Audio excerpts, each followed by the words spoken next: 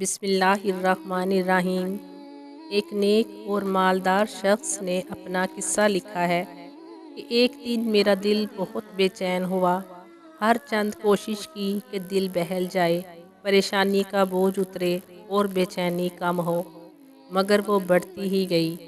बिलाहिर तंग आकर बाहर निकल गया और बेमकसद इधर उधर घूमने लगा। इसी दौरान एक मस्जिद के पास से गुजरा तो देखा कि दरवाज़ा खुला है। फ़र्ज नमाजों में से किसी का वक्त नहीं था।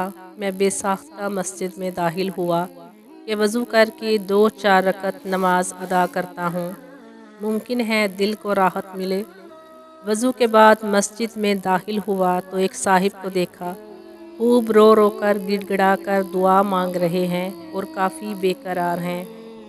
गौर से उनकी दुआ सुनी तो कर्जा उतारने की फरियाद में थे। उनको सलाम किया, मुसाफा हुआ, कर्जे का पूछा। बताने लगे कि आज अदा करने की आखिरी तारीख है, अपने मालिक से मांग रहा हूँ।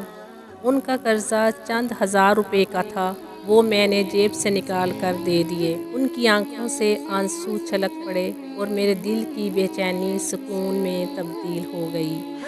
मैंने अपना विज़िटिंग कार्ड निकाल कर पेश किया कि आइंदा जब ज़रूरत हो मुझे फ़ोन कर लें। ये मेरा पता है और ये मेरा फ़ोन नंबर। उन्होंने बगैर देखे कार्ड वापस कर दिया और फरमाया, ना जनाब, ये नहीं, मेरे पास उनका पता मौजूद है जिन्होंने आज आपको भेजा है।